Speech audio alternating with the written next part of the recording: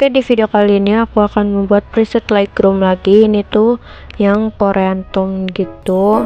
Nah, contohnya udah aku kasih tahu di awal video aku, dan ini juga sesuai pencerahan foto masing-masing ya guys. Kalian tinggal ikutin aja caranya yang ada di video.